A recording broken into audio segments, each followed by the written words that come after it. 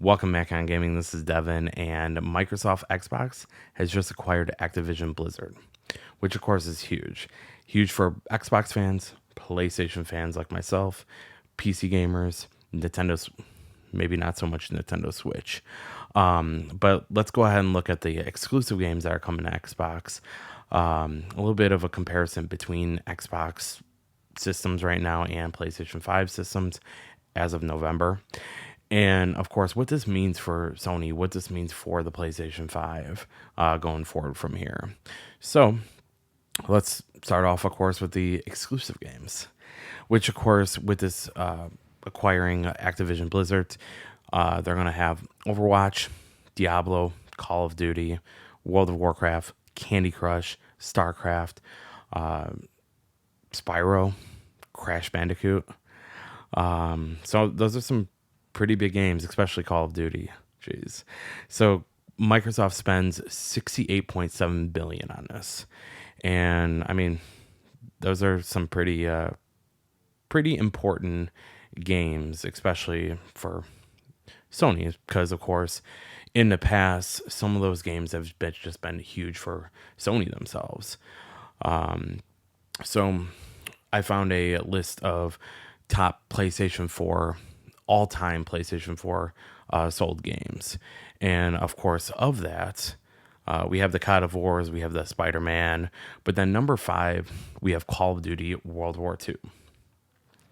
Then we have, of course, Red Dead Redemption 2, Call of Duty Black Ops 3 and number 3.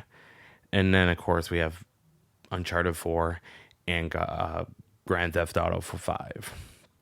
So just a couple of games that sold really well on the PlayStation 4 are not going to be on the PlayStation 5 or anymore after 2022. So I mean, that's pretty huge, just looking at that.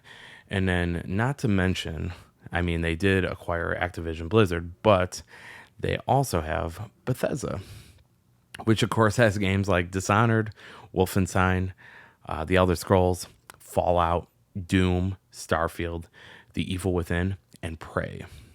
So, I mean, that's a stacked lineup there for exclusive games for Xbox. And a lot of those games, of course, all of them were on Xbox, all of them were on PlayStation. And now pretty much it won't be on PlayStation, especially since Phil Spencer at Xbox said that, after the games come out that have already been worked on for PlayStation, after those are already released, it's just going to be Xbox games. So, I mean, I'm pretty sure that we're going to see that for the Activision Blizzard games.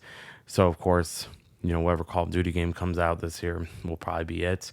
I personally think that with a game like Call of Duty, I think that might stay on PlayStation consoles just because it's a huge selling game, as I just showed on the all-time PS4 list.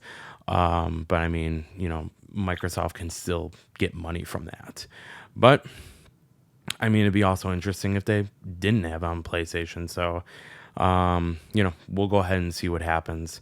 But aside from that, what also is very interesting is the PlayStation versus Xbox Series XS comparison in console sales. So, as of, I said, of course, November, the PlayStation 5 has sold 15.28 million units in 13 months. Then the Xbox Series XS sold 9.84 million units. So, of course, that's pretty impressive, both those numbers there. But the Xbox is not that far behind. And the good thing here for Xbox is that neither one of these consoles can be found out at any store. Except I think you can find Xbox Series S, which I wonder how well that's going to sell now, just because of everybody knowing about this now. But that'll be pretty interesting. So Xbox is not that far behind. And then, of course, what does this mean for PlayStation gamers? So, of course, PlayStation is still hard to get. Everybody still wants a PlayStation 4, 5, but I mean, PlayStation 5 doesn't have Game Pass. It doesn't have all these great exclusives now. So, are you just going to get a console just for PlayStation exclusive games? I mean, I personally love their games, so of course I'll be keeping my PlayStation 5 in that. But I mean, will people be as excited for that now? Will that stunt? Will you be actually able to find PS5s pretty soon here? I mean, I know they're working on a Game Pass. They're having a lot of PlayStation 5 exclusives coming out in 2022. Will they hold some games till 2023? Just because there'll probably be some openings now since they won't have those third-party games, just like, Bethesda and Activision Blizzard.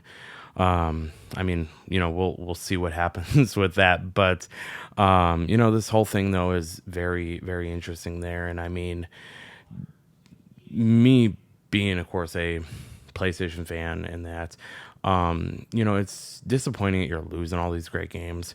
But the other thing that's great about it is that I think this will make Sony make better games. I think that this will make them be a little bit smarter, maybe a little bit more consumer friendly, just because it seems like over the years they haven't been as consumer friendly as they have been in the past. PS4, they seem like they love the gamers, they love the fans and that. And then with PS5, it sort of seemed like they dropped the ball. And of course, with Xbox being competitive, this is going to be very, very interesting. But anyways, let me know in the comments below if you agree with me, if you don't, if, this will make Sony better. Are they going to have like a big first part or like a Call of Duty clone for Sony? Let me know in the comments. Thank you so much for watching, and we'll see you later. Bye. Hardpoint is secure. Point ahead. Contesting hardpoint.